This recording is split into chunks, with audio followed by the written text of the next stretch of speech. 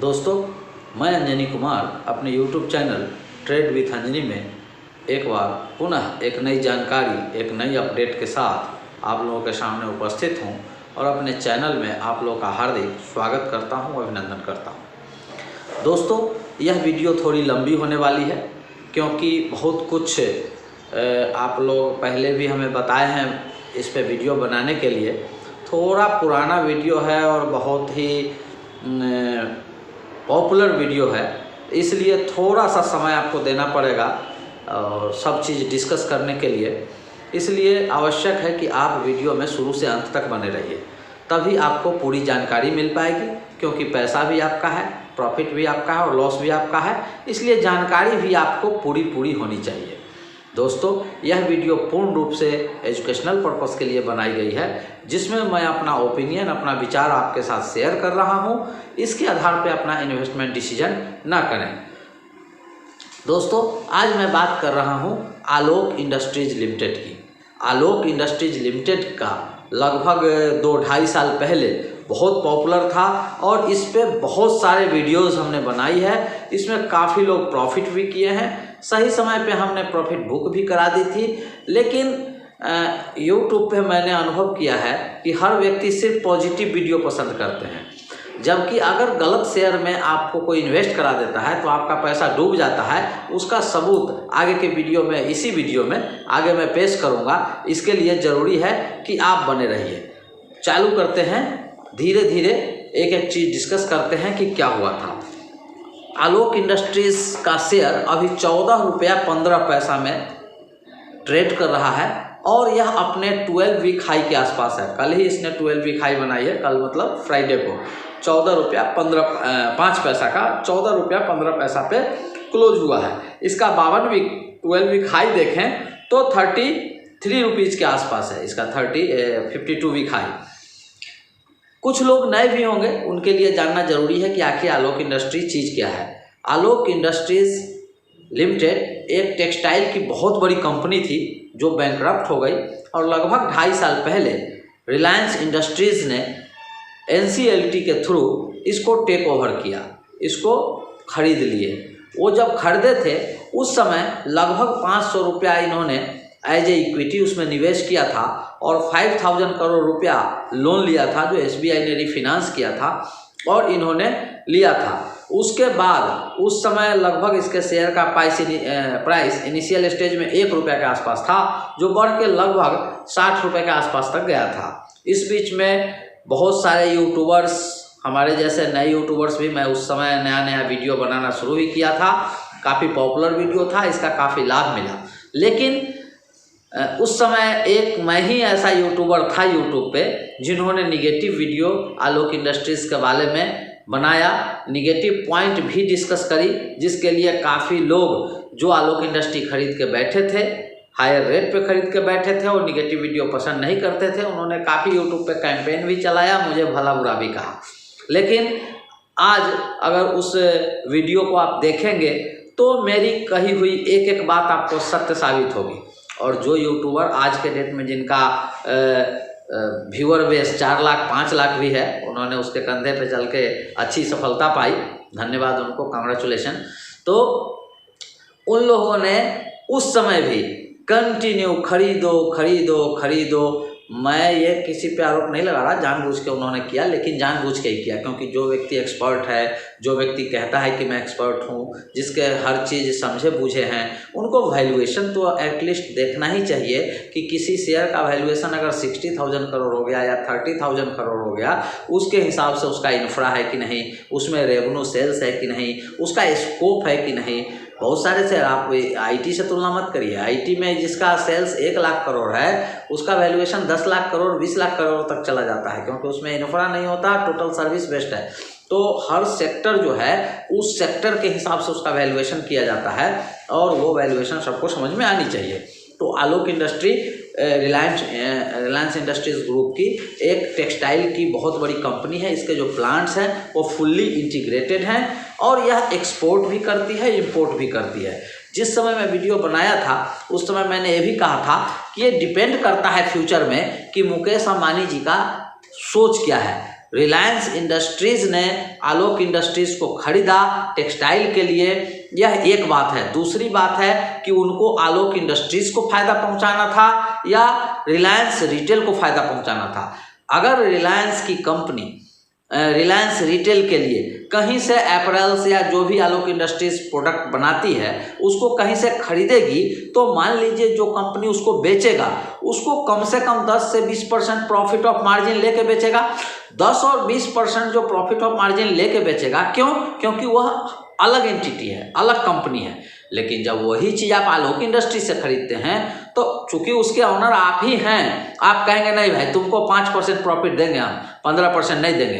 तो 5% प्रॉफिट पे जब आप लिए तो रिलायंस रिटेल के लिए तो फायदा हुआ, क्योंकि 10% चीपर उसको मिल गया वह प्रोडक्ट। लेकिन आलोक इंडस्ट्री का जो शेयर होल्डर है उसको सीधा सीधा 10% का नुकसान हो गया प्रॉफिटेबिलिटी में। तो इसलिए मैंने उस समय साफ साफ यह चीज़ें डिस्कस करी थी और बताया था कि यह समय बताएगा। मुझे नहीं लगता कि आलोक इंडस्ट्री की खरीदारी रिलायंस इंडस्ट्रीज ने आलोक इंडस्ट्री के शेयर होल्डर को प्रॉफिट पहुँचाने के लिए की है। एक्चुअल में यह रिलायंस रिटेल के बिजनेस को एक्सेलरेट करने के लिए किया गया है। और सिर्फ आलोक इंडस्ट्रीज़ की नहीं, रिलायंस इंडस्ट्रीज ने बहुत छोटे छोटे ब्रांडों का एक्विजिशन बहुत लोअर प्राइस पर किया है, सिर्फ और सिर्फ रिलायंस रिटेल को मजबूती प्रदान करने के लिए। हालांकि रिलायंस किसी भी सूरत में प्रॉफिट में रह नहीं है और उसका जो अभी फंडामेंटल्स है वो काफ़ी मजबूत है, उसकी सोच भी काफ़ी अच्छी है। बट आलोक इंडस्ट्रीज के लिए यह अभी तक सही साबित हुई है मेरी ओपिनियन। आगे मैं चाहूँगा कि मेरा ओपिनियन गलत साबित हो जाए, क्योंकि इसकी वजह से शेयर होल्डर्स को प्रॉफिट हो। मेरा उद्देश्य यूट्यूब वीडियो बनाने का सिर्फ और सिर्फ एक है कि जो नए और भोले भाले इन्वेस्टर हैं, ऑनेस्ट इन्वेस्टर हैं, वो कहीं फंसे नहीं और उनको लाभ। तो ये है आलोक इंडस्ट्री की कहानी। अब मैं आपको बता रहा हूँ कि उस समय 250 करोड़ 250 करोड़ 1 रुपया के OSPS के नाम पे रिजर्व हो गया था। ऑप्शनली कन्वर्सिबल प्रेफरेंशियल शेयर के नाम पे 250 करोड़ जो है वो रिजर्व था। आगे उसको रिलायंस की मर्जी थी कि उसको शेयर में कन्वर्ट करेगी या नहीं करेगी। उसके बाद इसका जो नंबर ऑफ शेयर था वो 746 करोड़ हो जाता। और उसके हिसाब से मैंने कैलकुलेशन करी थी और आप लोगों को बताया था कि जब 746 करोड़ शेयर हो जाएंगे तो 1 रुपया का भी EPS जनरेट करने के लिए मिनिमम 746 करोड़ का प्रॉफिट होना चाहिए। और 746 करोड़ का प्रॉफिट करने के लिए कम से कम 15 से 20 हज़ार करोड़ का सेल्स होना चाहिए, जो कपड़े में प्रॉफिट ऑफ मार्जिन है। लेकिन इसको किसी ने नहीं माना और आज के डेट में आप देखिए कि उसका फिनेंशियल्स क्या है। तो नंबर ऑफ शेयर में आपको एक जानकारी और दे दूं कि 250 करोड़ में से 239.5 करोड़ OCPS जो है वो ऑलरेडी शेयर में पिछले फिनेंशियल ईयर में ही कन्वर्ट किया जा चुका है। तो अब इसका जो EPS है उसके हिसाब से दर्ज होगा। एक अच्छी बात भी है, उस समय 5000 करोड़ का इमीडिएट लोन दिया गया था और 500 करोड़ इक्विटी के रूप में निवेश किया गया था रिलायंस इंडस्ट्रीज के द्वारा। लेकिन उसके बाद 17,384 करोड़ रुपया रिलायंस ने आलोक इंडस्ट्रीज को इंटरेस्ट फ्री लोन दिया अपने बिजनेस को एक्सपैंड करने के लिए और उसको प्रॉफिट में लाने के लिए। तो ये 17,384 करोड़ रुपया जो है इंटरेस्ट फ्री लोन, उसका जो खर्चा है और उसके कारण जो कैपेसिटी एक्सपेंशन हुआ, क्या क्या हुआ, वो अभी रिलायंस के सेल्स ग्रोथ में, रेवेन्यू ग्रोथ में दिखाई मुझे नहीं दे रहा है। लेकिन जब पैसा डाला गया है वो रिलायंस इंडस्ट्रीज के द्वारा डाला गया है, तो निश्चित रूप से भविष्य में यह शेयर होल्डर को फायदा पहुंचाएगी, ऐसा मेरा अनुमान है। आगे क्या होगा इसको देखने के लिए आप मेरे साथ बने रहिए। अब जो भी अपडेट होगा वो मैं आपको आगे समय समय पे देता रहूँगा। इसके बाद आज के डेट में दूसरी बात करेंगे तो इसके पास मात्र 40 करोड़ का कैश है, अर्थात सारे पैसे इसने निवेश कर दिए हैं। मैं ज़्यादा फिनेंशियल्स पे बात नहीं करूँगा, बहुत ज़्यादा मैं आगे, चूँकि अभी इसका इस तरीके का डाटा नहीं है जिससे हम आपसे बात कर सकें, और जो डाटा है वो किसी काम का नहीं है। जो काम की डाटा है वो मैं आपको बता रहा हूँ। अगर वीडियो अच्छी लग रही हो तो लाइक ज़रूर कीजिएगा, लाइक बहुत कम आ रहा है जिससे मेरा हौसला बढ़े। और अपना कमेंट ज़रूर कीजिएगा कि आपने क्या फील किया, जो भी निगेटिव हो पॉजिटिव हो। मुझे मेरी आलोचना पसंद है, इसलिए आप आलोचना बढ़िया से करिए ताकि मैं और इम्प्रूवमेंट ला सकूँ, कोई दिक्कत नहीं है। इसका EPS जो है माइनस में है और कैश भी 40 करोड़ के आसपास है। और सबसे बड़ी बात है मार्केट कैप मात्र 7,000 करोड़ है और इसका जो टोटल 1 साल का रेवेन्यूज है वो भी लगभग 7,000 करोड़ के आसपास है। तो रेवेन्यू मात्र 7,000 करोड़ के आसपास है, जो कम से कम जब 30,000 करोड़ के आसपास जाएगा, मोर देन 15 करोड़, जब 15,000 करोड़ हो जाएगा तब आपको धीरे धीरे शेयर का प्राइस बढ़ता हुआ दिखाई देगा। और लगभग जब 30,000 करोड़ के आसपास जाएगा तभी आप इसमें से अच्छा प्रॉफिट कमा सकते हैं। ध्यान दीजिएगा, इस शेयर में मैंने निवेश के लिए सलाह दी थी। उसके बाद 58 रुपया 50 पैसा पे मैंने इसमें प्रॉफिट बुक कराया था, 58 रुपीज़ 50 पैसे।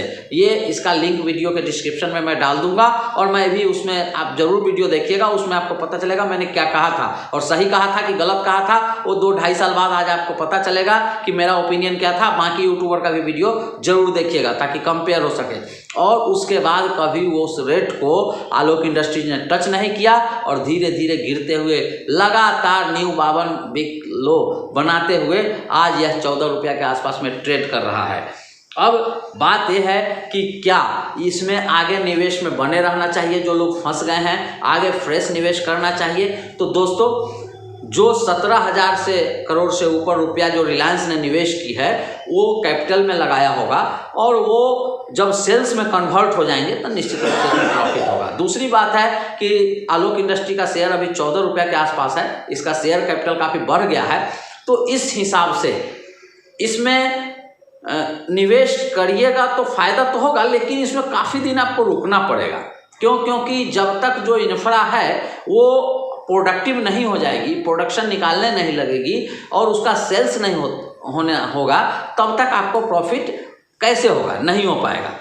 तो इसके लिए जो लोग फंसे हुए हैं उनके बारे में भी मैं कुछ नहीं कह पाऊंगा, क्योंकि कोई हो सकता है कुछ लोग बहुत ज़्यादा लॉस में हो। चूँकि 50 रुपीज़ के आसपास जब मैं शेयर बेचने की सलाह दे रहा था, सारे लोगों ने इसमें खरीदवाया है।